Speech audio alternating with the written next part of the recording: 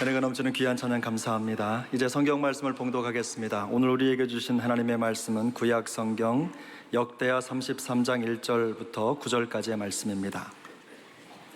구약 성경 702면입니다. 역대하 33장 1절부터 9절까지의 말씀을 함께 교독하시겠습니다. 하나님의 말씀입니다. 1절입니다. 므낫세가 왕위에 오를 때에 나이가 20세라 예루살렘에서 55년 동안 다스리며 여호와 보시기에 악을 행하여 여호와께서 이스라엘 자손 앞에서 쫓아내신 이방 사람들의 가증한 일을 본받아 그의 아버지 히스기야가 헐어버린 산당을 다시 세우며 바알들을 위하여 제단을 쌓으며 아세라 목상을 만들며 하늘의 모든 일월 성신을 경배하여 섬기며 여호와께서 전에 이르시기를 내가 내 이름을 예루살렘에 영원히 두리라 하신 여호와의 전에 제단을 쌓고 또 여호와의 전 두 마당에 하늘의 일월 성신을 위하여 제단들을 쌓고 또 흰놈의 아들 골짜기에서 그의 아들들을 불 가운데로 지나가게 하며 또 점치며 사술과 요술을 행하여 신접한 자와 박수를 신임하여 여호와 보시기에 악을 많이 행하여 여호와를 진노하게 하였으며 또 자기가 만든 아로새긴 목상을 하나님의 전에 세웠더라. 옛적에 하나님이 이 성전에 대하여 다윗과 그의 아들 솔로몬에게 이르시기를 내가 이스라엘 모든 지파 중에서 택한 이 성전과 예루살렘에 내 이름을 영원히 둘지라. 만일 이스라엘 사람이 내가 명령한 일들 곧 모세를 통하여 전한 모든 율법과 율례와 규례를 지켜 행하면 내가 그들의 발로 다시는 그의 조상들에게 정하여 준 땅에서 옮기지 않게 하리라 하셨음. 함께 읽습니다. 유다와 예루살렘 주민이 므낫세의 꾀임을 받고 악을 행한 것이 여호와께서 이스라엘 자손 앞에서 멸하신 모든 나라보다 더욱 심하였더라. 아멘. 할렐루야.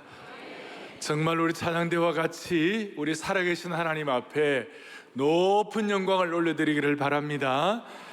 저는 오늘 당신에게 좋은 가정의 비전이 있는가 이런 말씀을 가지고 우리 근본 질문 시리즈 오늘 귀한 말씀을 나누도록 하겠습니다. 어떤 교포교회 목사님이 이번 5월달 가정주의를 맞이해가지고 당신의 그 티네이저 자녀들에게 대한 관심을 좀 더 갖고 아이들에게 이렇게 말을 했다고 합니다. 얘들아, 아빠가 너희 사랑하는 거 알지? 그렇게 얘기하니까 애들이 아무런 대답을 하고 가만히 있더래요. 애들이 미국 와가지고 이제 한국말 다 까먹었구나. 그래서 영어를 했어요. Son, I love you so much. 그 얘기를 하니까 아이가 가만히 있다가 아빠, 우리 너무 사랑하려고 하지 말고 엄마나 사랑해. 우리 너무 사랑하지 말고 엄마나 사랑해. 그 말을 듣고 목사님 충격을 받아가지고 한참이나 멍했다고 그러는 거예요. 목회가 바빠서 가정을 좀 등한시했더니 애들이 너무너무 잘 안다는 거예요. 자녀에 대한 문제를 가지고 누가 자신할 수 있겠어요? 누가 호언 상담할 수 있겠어요? 다 부족하죠. 목회자뿐이겠어요? 한국에서 남자로 살면 이런 식의 정서는 다 있을 것이에요. 어떤 광고에 아빠가 하도 오랜만에 아이들하고 놀아주니까 아이가 뭐라는, 아빠 내일도 놀러와 이러더래. 내일 놀러와. 아마 저희들 세대 정도 돼가지고 좋은 아빠 강의를 듣고 아이들 교육한 부모가 거의 없을 거예요. 좋은 아버지 되는 거 뭐 이렇게 잘 하지 못했어요. 그런데 여러분, 인생의 수많은 문제는 올바르지 못한 결혼 생활, 올바르지 못한 가정에서 시작이 되는 거예요. 위기를 겪는 우리의 자녀들, 청소년들의 문제의 중심에는 부모의 갈등으로 인해서 고통받는 아이들 때문이에요. 부모와의 갈등이 청소년의 위기를 유발한다는 거예요. 그러니까 우리 주위에 우리 아이들 가운데, 독신주의자들 가운데 엄마 아빠의 어려운 갈등 관계를 보니까 도저히 결혼할 마음이 안 생긴다, 엄두가 안 난다, 이런 아이들도 있어요. 그렇다고 해서 우리가 결혼 제도를 폐지할 수가 있겠습니까? 결코 어떤 제도도 결혼 제도를 대체할 수가 없습니다. 왜냐하면 가정은 하나님의 창조의 최고의 계획 중에 하나인 것이에요. 이거는 차선의 계획이 아니라 최고의, 가정은 인간 스스로 계획한 작품이 아니에요. 이렇게 가정이 소중한 이유는 하나님께서 이 땅에 첫 번째로 세우신 제도가 가정이에요. 그래서 사탄이 첫 번째로 공격한 것이 뭐냐? 가정이에요. 이런 의미에서 하나님은 가정의 결혼의 주례자이시고 사탄은 가정 파괴자예요. 가정이 바로 서는 것은 하나님의 뜻이 바로 세워지는 것이에요. 따라서 사탄은 어떻게 하든지 가정을 위협하고 무너뜨리고 잘못되게 하려고 온갖 오염을 시키는 것이에요. 사랑하는 여러분들이요, 가정이 없으면 사회가 무너지는 것이에요. 오늘날 이 땅에서 일어나는 수많은 문제는 가정의 잘못 때문에 일어나는 것이에요. 제가 시편을 읽다가 참 마음에 와닿은 것이 있어요. 가정이야말로 인간의 실제적이고도 실존적인 문제를 해결하는 곳이다. 시편 68편 6절에 이런 말씀이 있어요. 같이 보죠. 하나님이 고독한 자들은 가족과 함께 살게 하십니다. God makes a home for the lonely라고 그랬어요. 참 이 고독한 사람들에게 하나님이 가정을 주신 줄로 믿습니다. 가정을 주신 줄 믿습니다. 다시요. 그런데 문제는 이 가정에 대해서 누가 자신할 수 있겠어요? 가정은 천국의 예고편이요 기쁨의 원천일 수 있지만 동시에 가정이 부모가 싸우고 뭐가 날아가고 이렇게 하면 그것이 지옥의 현재판이에요. 기쁨의 원천일 수도 있지만 고통의 원천이 되는 것이에요. 가정은 기쁨으로 충만할 수 있지만 잘못된 가정이 되면 잘못된 인생을 고통의 벼랑 끝으로 끌고 가는 것이 될 수도 있는 것이에요. 놀랍게도 우리나라의 살인 사건의 42%가 존속 간에, 가족 간에 이루어지는 거예요. 너무나 안타까운 일이에요. 남과는 말로도 해결할 수 있고 이성을 갖고 해결할 수 있지만 가족 간에는 그것이 안 돼요. 가족은 피가 섞이고 살이 섞이고 삶을 공유해서 그런지 모르지만 너무나도 원초적이고 원색적이고 너무나 큰 상처를 주고받아가지고 가족들 가운데 극단적인 선택을 하는 사람들이 많아요. 그래서 오늘 우리는 본문을 통하여 가정의 아픔과 비극을 미연에 방지하고 예방하는 축복을 주시기 바랍니다. 저는 오늘 여러분들에게 무슨 도덕적인 설교, 뭐 서로 사랑해라, 뭐 어떻게 우리 서로 참아라, 이런 정도 말씀드리고 싶지 않고 오늘 이 말씀 속에 하나님의 복음이 선포되기를 바라는 것이에요. 제가 패밀리 가스펠이라고 붙이고 싶어요. 이 가정의 복음이 선포되기를 바라는 것이에요. 생명의 복음은 이 가정에도 동일한 것이에요. 우리를 구원의 역사를 일으켜 주실 뿐만 아니라 가정도 하나님이 구원해 주시는 것이에요. 복음의 능력은 그만큼 깊이가 있는 것이에요. 오늘 본문은 뭡니까? 여러분, 므낫세에 대한 얘기를 들었어요.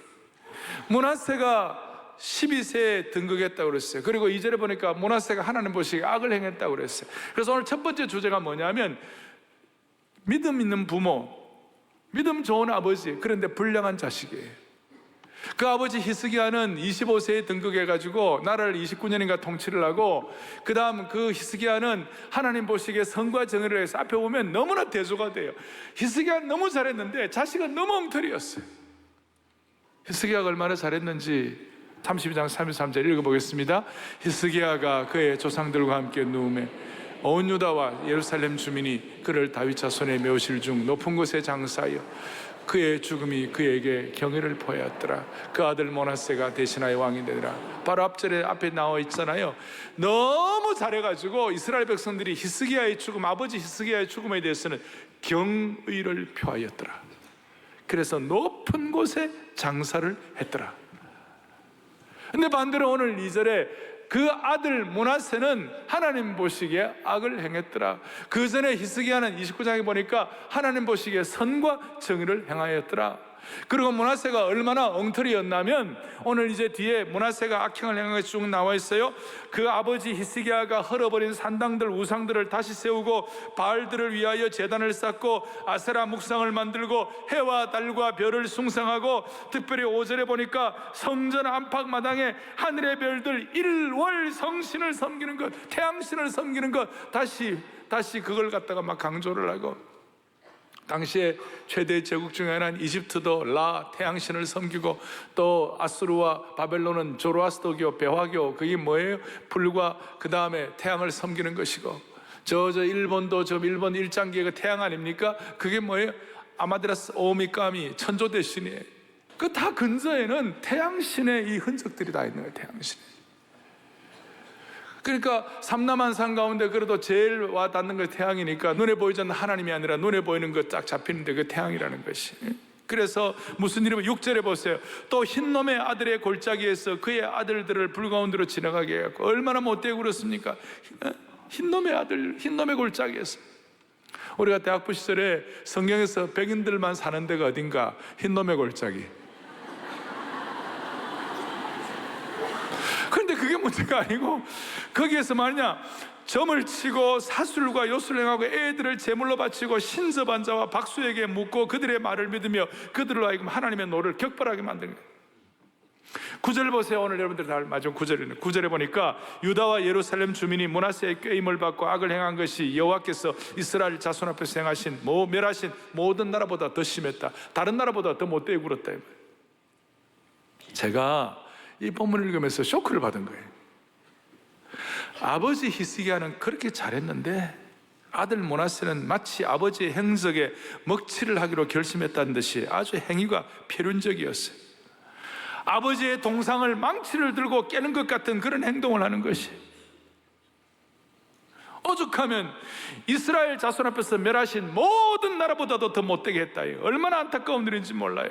마치 유다 나라라는 큰 배가 자식 하나 잘못 키워가지고 타이타닉호처럼 파손하게 되었습니다. 못된 자식이라는 빙산의 복병을 만나서 그 탄탄하던 나라가 침몰하게 된 것입니다. 므낫세가 죽은 지 56년 만에 유다 왕국이 망하는 것이, 유다 왕국이 망하고 난 다음에 바벨론의 70년의 포로 생활을 하면서 한탄과 눈물과 고통을 어떻게 말로 다 표현할 수가 있겠습니까? 나중에 열왕기 하에 기자가 뭐라고 얘기했냐, 유대 왕국이 망한 이유가 므낫세 때문이었더라. 기가 막힌 일이에요. 제가 이걸 보면서 부모는 대단한데 자식은 엉터리, 부모는 목회자인데 자식은 엉터리. 역사에 오점을 남기고 유물론 역사의 공산주의를 시작한 칼 마르크스, 사상적 기반을 많은 칼 마르크스의 아버지가 목사였어요. 수많은 사람들을 믿지 않는 무신론 세계로 이끌어간 프리드리히 니체의 아버지가 목사였어요. 기가 막힌 일이에요. 그래서 오늘 이런 말씀을 보면서 여러분, 저는 오랫동안 목회를 하면서 이제는 말할 수 있는 것이 뭐냐, 부모가 좀 다른 거 좀 부족해가지고 뭐 교육도 그러고 좀 세상적으로도 그러고 남만큼 못해줘도 부모가 자식을 하나님의 원칙과 방법으로 신앙으로 잘 키워가지고 후회하는 부모를 제가 별로 본 적이 없고, 부모가 세상적으로 괜찮고 잘 나가가지고 자식을 어떤 세속적인 성공에 이런 거 가지고 잘 키워놨더니 한때는 잘 되는 것 같은데 나중에는 후회하는 부모들 제가 참 많이 봤어요. 부모가 전력 투구를 해가지고 자식을 미국 최고의 명문대학에 보내갖고 했는데 애들이 너무 똑똑해가지고 부모하고 상관없이 자기 마음대로 결혼하고 그러니까 부모가 며느리가 못마땅하니까 그래 서로 좀 마음이 어려우니까 그 며느리하고 자식이 부모는 보려고 안 하고 연을 끊어버리는 그런 안타까운 일을 제가 보았어요. 부모가 신앙적인 원칙에 의하여 자녀에게 믿음 계승 제대로 해가지고 후회하는 부모를 제가 본 적이 없고, 부모가 세상적인 원칙에 의하여 세상적으로는 잘 나갔지만 나중에는 신앙 계승이 안 돼가지고 가슴을 치면서 후회하는 부모들을 저는 너무 많이 보았어요. 오늘 하나님께서 우리 사랑하는 교우들을 불쌍히 여겨 주셔가지고 올바른 믿음의 계승이 일어나기를 바라는 것이에요. 어떻게 해야 돼요? 좋은 가정은 화목하다 이것만 갖고 좋은 가정이에요? 그것만이 아니에요. 진짜 좋은 가정, 좋은 신앙 계승은 뭐냐? 자녀가 하나님 사랑하는 것이 우선순위가 되도록 만들어줘야 되는 거예요. 이거는 이의가 없어요. 오늘 이 예배를 드리는 모든 성도들의 자녀들이 하나님 사랑하는 것이 우선순위가 되게 해주시기를 바랍니다. 동시에 오늘 결혼하는 싱글들이라든지 연세서 어른들도 또 청년들도 마음에 다짐해야 되는 거예요. 아버지 하나님, 우리 가정의 자녀들이 하나님 사랑하는 것이 우선순위가 되게 하여 주십시오. 저랑 따라하겠습니다. 하나님 사랑하는 것이 우선순위가 되도록 자녀를 키웁시다. 아멘. 하나님 사랑하는 것이 우선순위가 되도록 자녀를 키워야 되는 것이에요. 이거 해가지고 제가 후회하는 사람을 본 적이 없다니까요. 그러나 세상적으로 잘 나갔지만 하나님 사랑하는 것이 우선순위가 되지 않도록 믿음 계승 못해가지고 후회하는 사람, 땅을 치는 사람들을 보았어요. 땅을 치는 사람. 다시요, 우리 온 성도들, 우리 자녀들, 우리 가정 모두가 다 하나님 사랑하는 것이 우선순위가 되도록 잘 키울 수 있기를 바랍니다. If not, 그렇지 않으면 오늘 히스기야처럼 자식을 왕으로 만들어도 소용이 없어요. If not, 그렇지 않으면 오늘 자식을 왕으로 만들어도 소용이 없다니까요. 요즘 부모님들 자식 키우는 거 왕 만드는 거 아닙니까? 중국의 소황제 키우듯이. 부모의 입장에서 저와 여러분의 삶의 진정한 보람은 뭡니까? 건강한 겁니까? 좋은 위치에 올라가는 겁니까? 많은 것을 누리는 것입니까? 제가 볼 때, 부모의 입장에서 볼 때 제일 좋은 것은 자식 잘 되는 거 보는 것이 부모의 큰 보람인 줄로 믿습니다. 그래서 부모들 가운데 자식을 잘 키워 놓아가지고 사람들이 평가를 합니다. 이야, 저 집안은 자식이 부모보다 훨씬 낫네? 여러분, 이런 평가를 부모가 듣는다면 자식이 자기보다 낫다는 평가를 듣고 부모가 질투의 화신이 되어가지고 질투나, 세상에 그런 부모가 어디 있습니까? 사랑하는 교우들이여, 하나님 우리에게 자식도 허락하시고 건강도 허락하시고 많은 것도 주시지만 하나님이 우리에게 허락하신 것 가운데 우리가 냉정하게 평가하면 주님 앞에 들고 갈 것은 자식의 신앙이에요. 자식의 신앙이 부모가 주님 앞에 들고 갈 거예요. 그게 영원한 것이에요. 나머지는 그냥 다 정리되는 거예요. 정리하겠습니다. 믿음 좋은 부모라고 해서 믿음 좋은 자식이 태어나는 거 아니에요. 그래서 오늘 이제 두 번째 질문은, 도대체 그러면 왜 이런 믿음 좋은 부모에게 엉터리 자식이 나올까? 이유가 뭘까? 다시요, 이 믿음 좋은 부모에게 이 엉터리 자식이 왜 나올까? 여러분 궁금하시죠? 나도 빨리 말하고 싶어요. 저도 빨리 말하고 싶어요. 왜 이런 일이 일어났을까?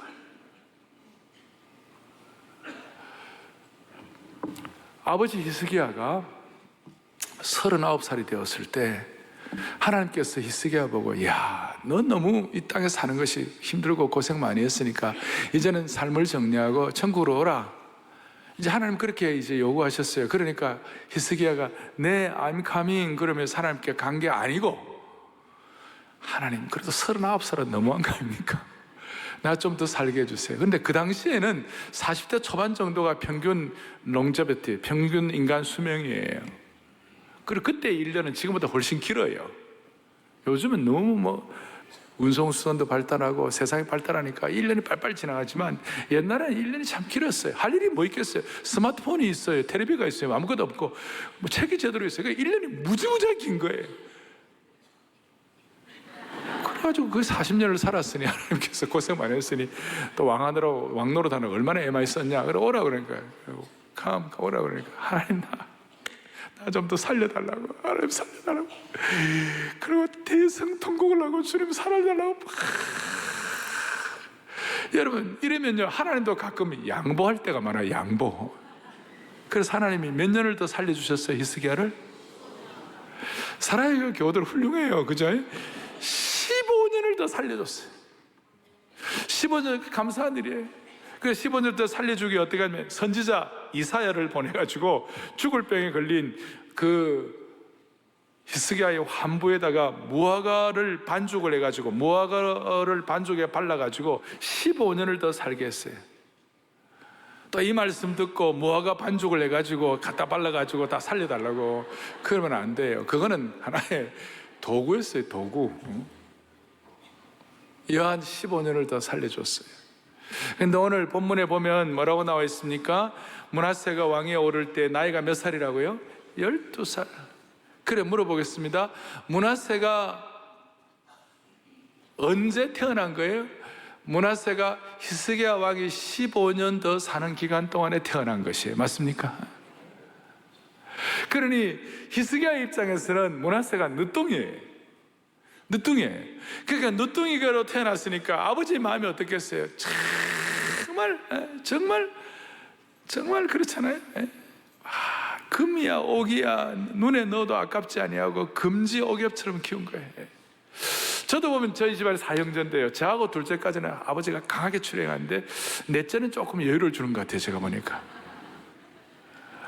그러니까 너무 귀하게 키웠어요. 그러면 귀하게 키우면 또 그걸로 잘 되면 좋은데, 여러분 자식 귀하게 키운 거 치고 자식 잘 되는 거 봤어요? 에? 제가 최근에 좀 재산이 있는 분하고 아버지를 만나고 아버지가 땅을 치면서 목사님 있을 것 다 있고 갖출 것 다 있고 돈 다 있고 모든 걸 다 하니까 애가 첫째 간절하지가 않대요. 뭐든지 절박한 게 없대요. 여러분 모든 거 다 있는데 왜 절박해야 합니까? 가만히 있어도 다 해결해 주는데 뭐가 간절해야 합니까? 그러니 어떻게 잘할 수가 없는 거예요. 더더구나 이제 중요해. 더더구나 히스기야하고 므낫세는 나이 차이가 많았어요. 소위 세대 차이가 난 거예요. 요즘 우리식으로 말하면 할아버지 세대하고 자식 세대처럼 되니까 애들의 관심과 집중력이 또 다른 거예요. 예를 들어 이런 거예요. 우리 어른들 세대는요 듣는 것이 익숙한 시대예요. 듣는 거 라디오 세대예요, 저희들은. 그래서 Love me tender, love me so 그러면 속속속속속 하고 그냥. 그래서 어른들은요 음성 좋은 남자한테 홀딱하는 거예요. 근데 젊은 애들은 음성이 좋아도 비주얼이 안 되면 꽝이에요. 젊은 세대는 스마트폰 세대고 보여줘야 되는 거예요. 그리고 보여주는 거는 젊은 다음 세대는 다 보는 걸 통해 영향을 받게 되어 있어요. 이것은 므낫세도 예외가 아니었어요. 근데 히스기야가 막판에 좀 잘못을 했어요. 어떻게 잘못했느냐? 히스기야 막판에 역대하 32장 25절 이렇게 나왔어요. 같이 보겠습니다. 히스기야가 마음이 교만하여 그 받은 은혜를 보답하지 아니하므로 진노가 그와 유다와 예루살렘에 내리게 되었다. 막판에 히스기야가 미스를 하는 거예요. 잘못을 한 거예요. 마음이 교만해졌어요. 그리고 마음이 교만한 증거가 뭐냐면 그 받은 은혜를 보답하지 아니했어요. 이게 교만해진 거예요. 오늘 우리에게도 이게 접목될 수 있어요. 여러분 요즘 같이 이렇게 일반적으로 지성이 있고 이게 다 돼 있는데 교만하다고 해갖고 나는 교만해 교만 이런 사람이 세상에 어디 있어요? 어느 정도 지성이 있으면 교만을 때리는 사람이 어디 있어요? 다 겸손을 가장하지 이러면서. 그런데 속이 문제예요. 하나님에게 받은 은혜를 보답하지 않는 사람은 다 교만한 사람들이에요. 히스기야가 이런 왜 그랬느냐? 27절 시작. 히스기야가 부와 영광이 지극한지라 이에 은금과 보석과 향품과 방패와 온갖 보배로운 그리들을 위하여 창고를 세워. 너무너무 히스기야 막판에 막 부와 영광이 지극한 거예요. 그렇게 오만해진 거예요. 하나님의 은혜에 보답하죠. 요걸 므낫세가 본 거예요. 이런 차원에서 너무 잘 되고 좋은 것이 꼭 좋은 것도 아니고 좀 어렵고 힘든 것이 다 나쁜 것도 아니에요. 그러니까 환난을 당해야 정신 차리는 거예요. 여러분 오늘 본문 뒤에 12절 13절에 보면 므낫세가 이제 나중에 엉망진창이 돼가지고 진짜 문제가 많았어요. 그런데 하나님은 또 목자의 심정이 있잖아요. 주님은 잘못되어도 그걸로 너 끝나라, 너 인생 종쳐라, 그런 게 주님의 심정이 아니에요. 므낫세같이 엉터리로 굴어도 다시 돌아오라는 것이 하나님의 마음이에요. 아멘. 12절 보여야지. 자 시작. 그가 환난을 당하여 그의 하나님 여호와께 간구하고 그의 조상들의 하나님 앞에 크게 겸손. 이 그가가 누구냐면 므낫세가 환난 당해가지고 이제 여호와께 간구하고 하나님의 겸손하게 13절 기도하였으므로 하나님이 그의 기도를 받으시며 그의 간구를 들으시사 그가 예루살렘에 돌아와서 다시 왕위에 앉게 하시며 므낫세가 그제서야 여호와께서 하나님이신 줄 알았더라. 하나님의 마음은 영털이도 나중에 돌아오시기를 원하시는 줄 믿으시기 바래. 자, 우리가 오늘 이런 말씀을 들으면서 누가 가정을 자신하겠어요?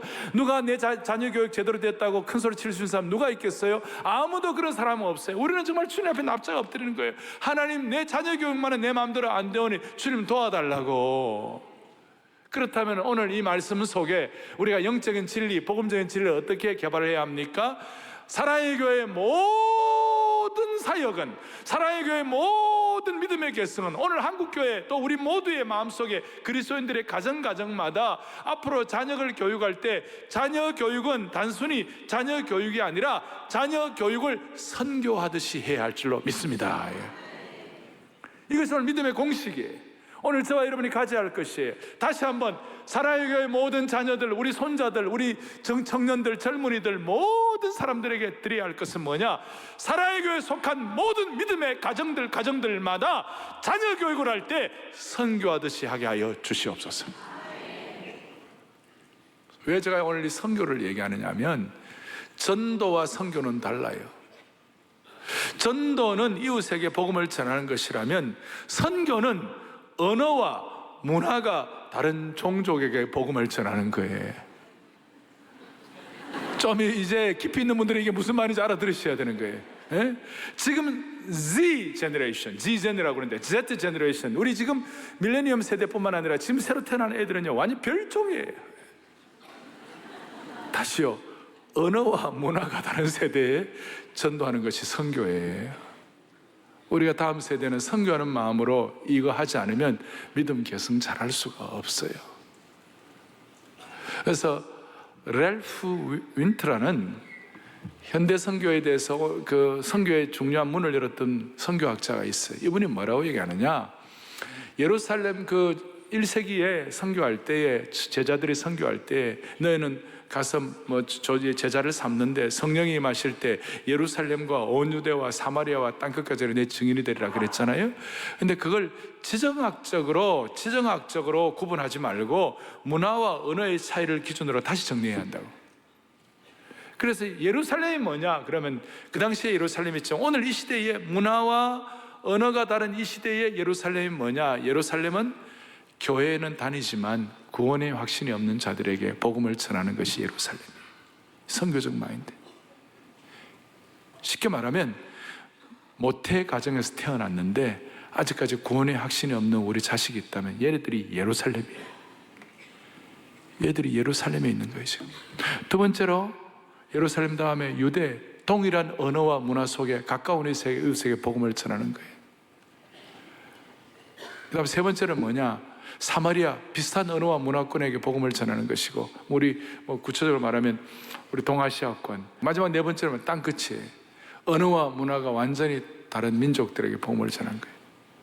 그러니까 실질적으로 자녀들과 이 부모들과 함께 살고 있지만 언어와 문화가 달라가지고 우리 자녀들 가운데 사마리아와 땅끝에 사는 가족들로서 밥은 같이 먹고 있지만 사마리아와 땅끝에 있는 우리 자녀들이 너무 많은 것이, 이런 자녀들을 어떤 식으로 신앙으로 교육할 것인가, 이런 자녀들을 어떤 식으로 하나님 사랑하는 걸 우선순위 할 수 있어요. 다른 길이 없어요.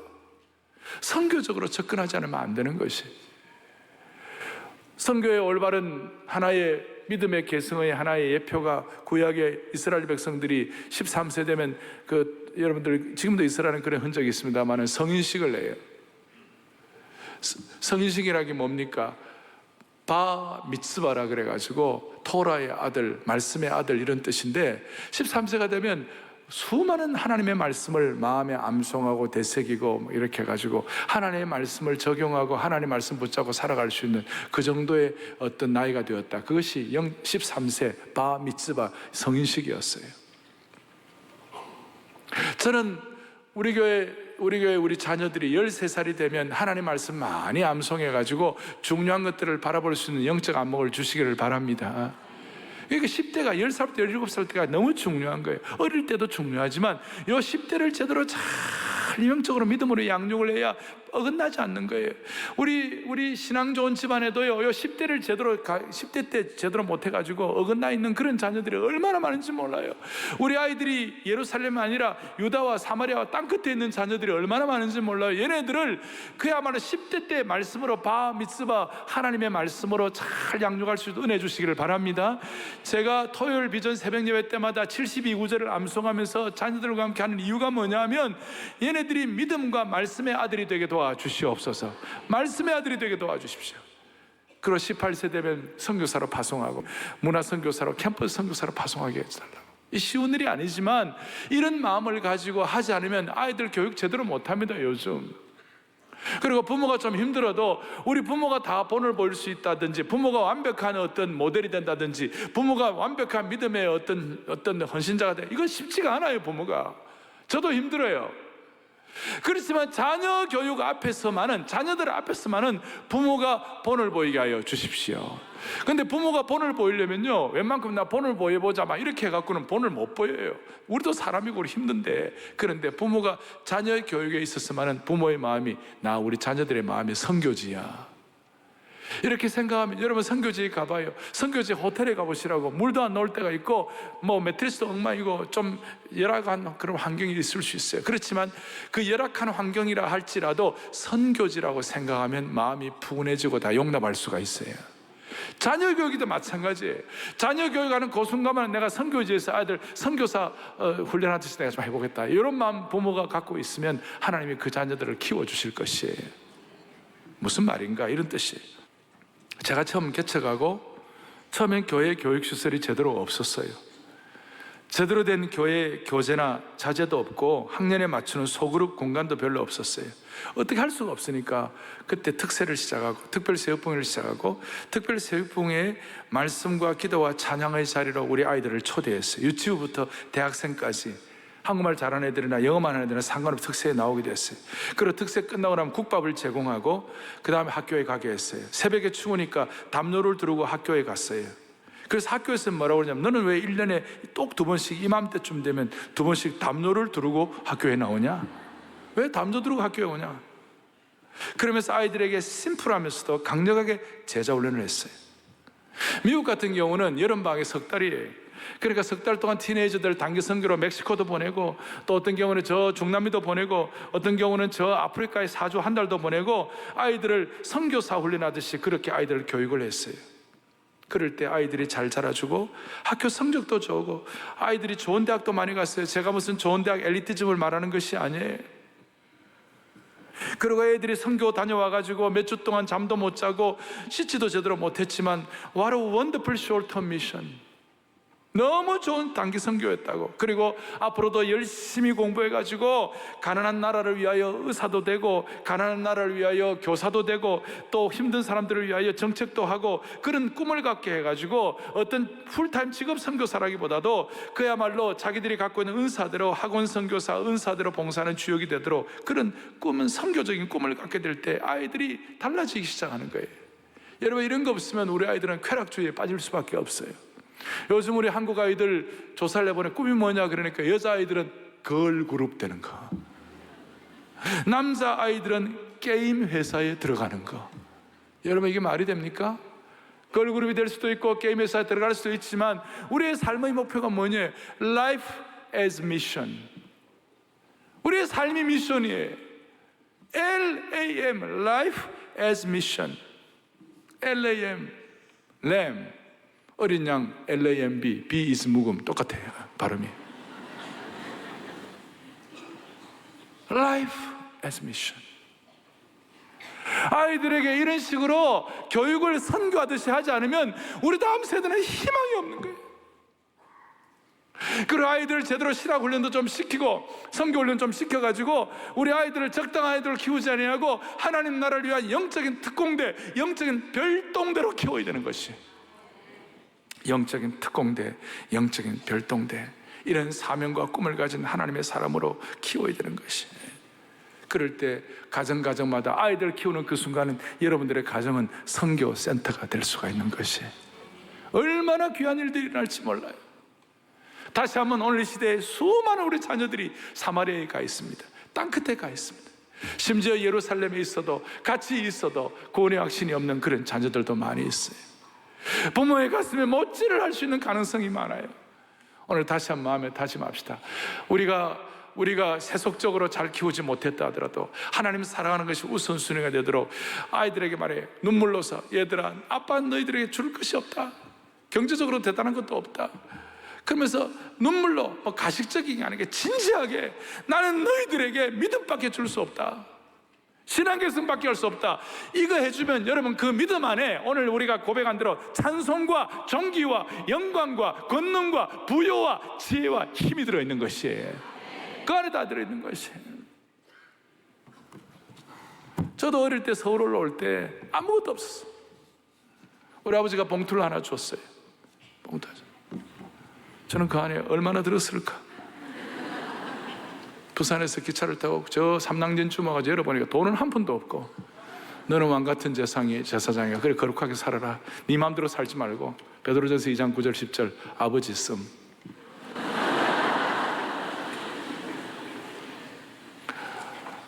그때 섭섭하죠. 중요한 것은 자식에게 믿음의 개성을 하는 것이에요. 하나님 사랑 우선순위로 가르쳐야 돼요. 근데 그게 쉽지 않아요. 선교 정책을 해야 가능한 것이에요. 사랑의 교회 성도들, 여러분들 자녀들이 하나님 나라의 영적인 특공대, 별동대가 되기를 바랍니다. 이 가운데는 싱글도 계시고, 나 연세 드신 분도 계시고, 청년들도 많이 있어요. 우리가 오늘 같은 마음을 가지고 믿음의 계승을 감당할 수 있도록 하나님 우리의 마음을 붙잡아 주시기를 간절히 바랍니다. 두 손을 펼치세요. 합심해서 기도하겠어요. 먼저 회개하십시다. 자녀 제대로 키우지 못한 거 회개하십시다. 그러나 주님, 우리의 가정에 문화세가 나오지 말도록 하여 주십시오. 두 번째는 하나님 아버지, 우리 자녀들 은혜 주셔서 믿음 계승되게 도와주옵소서. 하나님 사랑하는 거 우선순위 되게 도와주옵소서. 세 번째는 사랑의 교회 전체가 선교로 아이들, 선교하듯이 아들 교육하게 하여 주십시오. 믿음의 별동대, 믿음의 정말 특공대를 키우게 하여 주옵소서. 회개와 믿음 계승과 선교에 대해서 간절한 마음을 가지고 주여 신앙계승의 은혜를 주옵소서, 주여 신앙계승의 은혜를 주옵소서. 절박한 마음을 가지고 크게 두 번 외치고 주여 신앙계승의 은혜를 달아 크게 두 번 외치고 합심해서 기도하겠습니다. 주여 신앙계승의 은혜를 주옵소서, 주여 신앙계승의 은혜를 주옵소서. 하나님 아버지, 하나님 아버지, 우리 모두가 다 마음을 다하여 간절히 기도하고 살아계신 하나님 아버지, 자비로우신 하나님 아버지, 오늘 우리가 자녀 교육에 관해서는 큰 소리 칠 자가 아무도 없는 상황 가운데서 회개하고 주님 앞에 우리의 마음을 올려드리오니 용서하여 주시옵시고 길을 열어주시기를 원하옵나이다. 앞으로 우리 자녀들 하나님의 자녀로, 하나님 끝까지 사랑하는 우선순위를 하나님 사랑하는 자녀로 극상품 포도로 키우게 하여 주시기를 원하옵나이다. 그리하여 우리 자녀들 가운데 요셉 같은 인격자가 나오게 하시고 디모데오 같은 신실한 일꾼 나오게 하여 주시옵시며 모세처럼 하나님을 끝까지 순종하고 사랑하는 자녀로 키우게 하여 주시옵소서. 사랑의 교회 주일학교가 선교 정책을 가지고 하나님 나라의 특공대, 별동대들을 키우게 하여 주옵소서. 우리의 생명 되시고 소망 되시는 예수 그리스도를 받들어 간절히 기도 올리옵나이다. 아멘.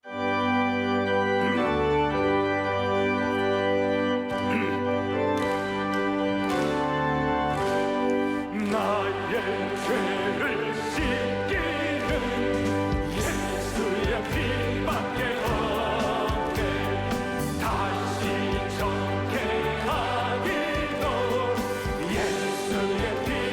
2절 나의 죄를 하기는 2절 나를 정케하기는 예수의 피밖에 없네.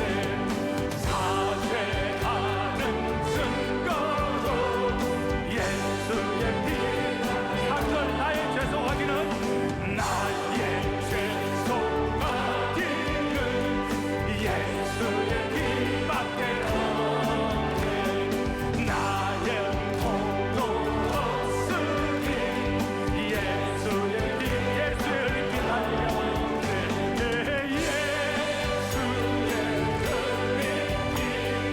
나리게 하오니 귀하도 귀하다. 나의 것을 걷어내 평안과 소망은 예수 믿고 찬양하세요. 이 찬양이 능력을 줄 겁니다. 나의 의는 이것뿐 예수의 피밖에. 5절 영원토록 내 할만 영원토록 내 할만 예수의 피밖에 없네. 나의 삶이 제목은 예수의 피밖에 없네. 예수의 흘림 예수의 흘림이 나리게 하오니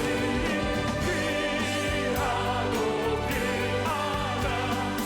예수의 평안함과 소망은 예수의 피밖에 없네. 평안함과 소망은 예수의 피밖에 없네. 나의 의는 이것뿐 예수의 피밖에 없네. 예수의 흘림 예수의 흘림 나를 잊고 찬양하오니 귀하고 귀하다. 날림과 썰어도 영원토록 내 할만 영원토록 내 할만 나의 삶이 제목은 나의 삶이 제목은 예수의 피밖에 없네.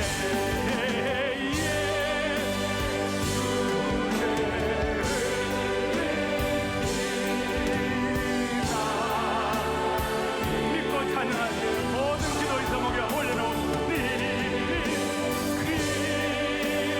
귀하고 귀하다.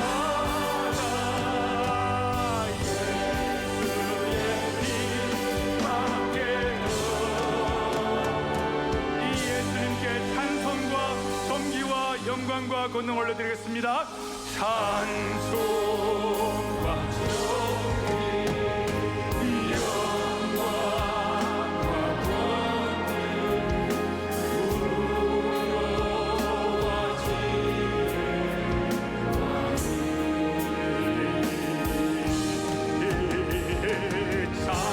찬송과 존귀 영광과 권능 부여와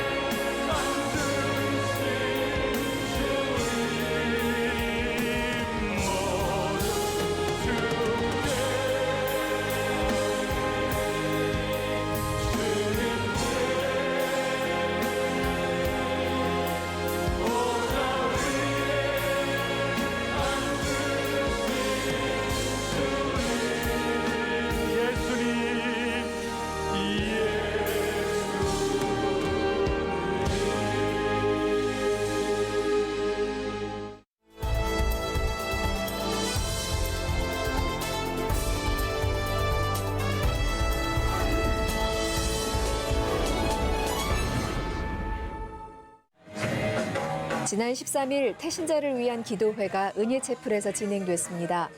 뜨겁게 찬양하며 기도회의 문을 열었고 말씀을 전한 윤하중 목사는 한 영혼의 구원을 위해 먼저 이루어져야 할 것이 기도라고 강조하며 성도들의 기도를 통해 태신자들에게 새 생명을 허락하신다는 믿음을 가지고 힘써 기도하자고 당부했습니다. 지난 37년 동안 한결같은 믿음으로 새 생명 축제를 이어온 사랑의 교회에 영광스러운 헌당도 허락하신 줄 믿고 태신자들의 이름을 부르며 간절하게 기도한 시간. 오는 20일 두 번째 기도회에도 많은 성도들이 함께 하기를 바랍니다.